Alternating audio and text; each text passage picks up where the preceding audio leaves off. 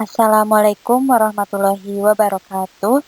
Perkenalkan, nama saya Zulfa Fadilah Azahra dengan NIM 19 17 40 10 38 dari kelas 3 MPIA. Di sini, saya akan mempresentasikan mengenai konsep dasar dari supervisi. Tujuan dari pembuatan video ini guna untuk memenuhi ujian tengah semester mata kuliah supervisi pendidikan yang diampu oleh Bapak Mujibur Rahman, MSI.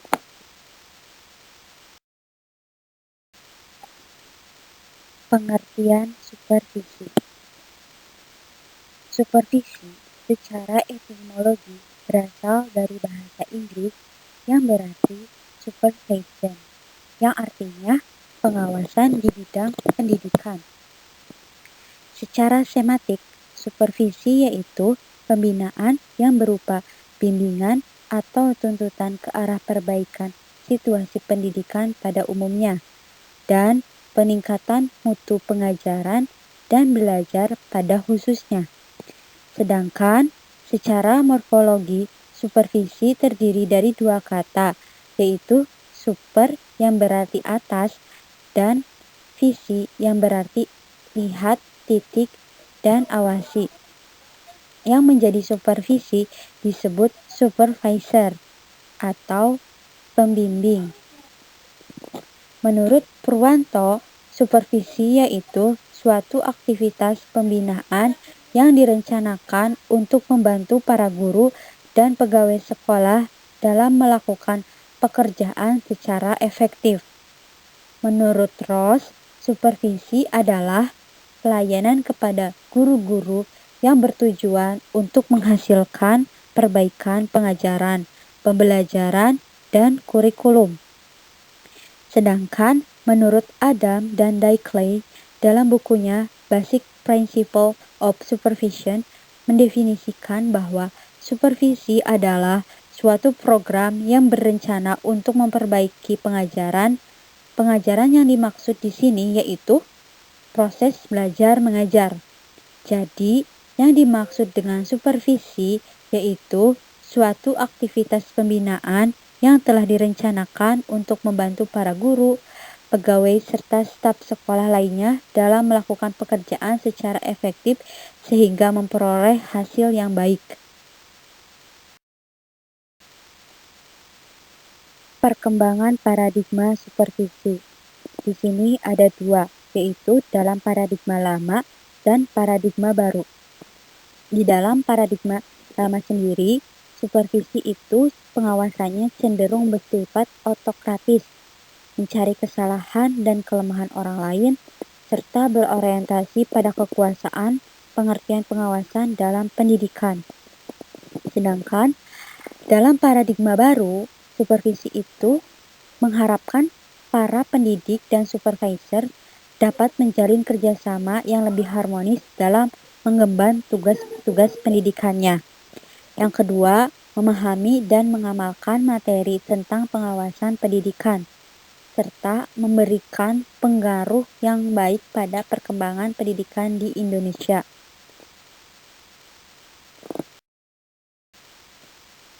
Selanjutnya, tujuan supervisi. Tujuan utama supervisi yaitu memberikan pengajaran.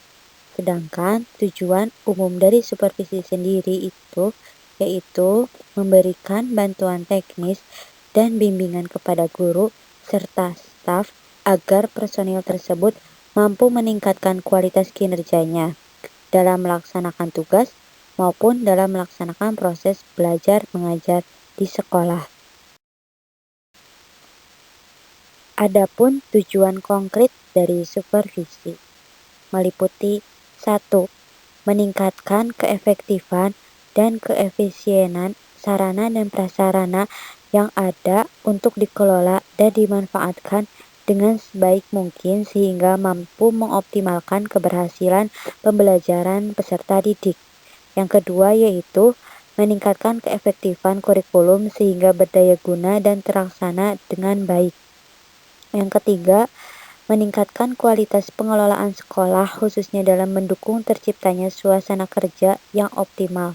Dan yang terakhir yaitu untuk meningkatkan mutu kinerja para guru. Fungsi supervisi. Fungsi utamanya yaitu membantu sekolah untuk mencapai tujuan pendidikan, khususnya dalam perkembangan individu para peserta didik. Fungsi tambahan dari supervisi sendiri yaitu membantu sekolah dalam membina guru-guru agar dapat bekerja dengan baik dan berkontak dengan masyarakat dalam rangka penyesuaian diri dan penggalakan kemajuan masyarakat. Selanjutnya, supervisi terhadap hasil kerja guru dalam proses belajar mengajar memiliki 3 fungsi utama, yaitu 1. Supervisi kurikulum untuk menjamin membantu kurikulum dengan tepat. Yang kedua, perbaikan proses pembelajaran dengan membantu guru dan merencanakan program akademis. Dan yang terakhir, pengembangan profesi dalam melaksanakan program pengajaran. Pendekatan dalam supervisi. Pendekatan dalam supervisi itu sendiri terbagi menjadi kepada 3 pendekatan. Yang pertama yaitu pendekatan direktif, yang kedua yaitu pendekatan non-direktif, dan yang terakhir yaitu pendekatan kolaboratif. Yang pertama yaitu pendekatan direktif. Pendekatan direktif sendiri berarti cara pendekatan terhadap masalah yang bersifat langsung. Jadi, tugas dari supervisor itu sendiri memberikan arahan langsung kepada bawahannya. Pendekatan ini lahir dari teori psikologi behaviorism, yaitu segala perbuatan berasal dari rileks atau respons terhadap rangsangan maupun stimulus. Adapun langkah-langkah pendekatan dari direktif dalam perilaku supervisi meliputi demonstring atau menunjukkan, lalu directing mengarahkan para bawahannya, yang ketiga yaitu standardizing mempersiapkan, dan yang terakhir reinforcing atau memperkuat. Yang kedua yaitu pendekatan non-direktif. Pendekatan supervisi non-direktif adalah cara pendekatan terhadap masalah yang sifatnya tidak langsung, sehingga perilaku supervisor tidak secara langsung menunjukkan permasalahannya. Tapi, supervisor itu akan mendengarkan secara aktif apa yang dikemukakan oleh guru. Adapun prinsip dari psikologi non-direktif ini yaitu melandasi pada pendekatan psikologi humanistik, di mana psikologi ini sangat menghargai orang yang akan dibantu. Adapun langkah-langkah dari pendekatan non-direktif sendiri yaitu mendengarkan, memberi penguatan, menyajikan, dan memecahkan masalah secara bersama-sama. Yang ketiga yaitu pendekatan kolaboratif. Pendekatan kolaboratif itu cara pendekatan di mana memadukan antara pendekatan direktif dengan pendekatan non-direktif yang menghasilkan menjadi pendekatan yang baru. Pada pendekatan ini, baik supervisor maupun guru bersama-sama bersepakat untuk menetapkan struktur, proses dan kriteria dalam melaksanakan proses percakapan terhadap masalah yang dihadapi oleh guru-guru. Pendekatan kolaboratif ini didasarkan pada psikologi kognitif, di mana beranggapan bahwa belajar adalah hasil panduan antara kegiatan individu dengan lingkungan, pada gilirannya nanti berpengaruh dalam pembentukan aktivitas individu.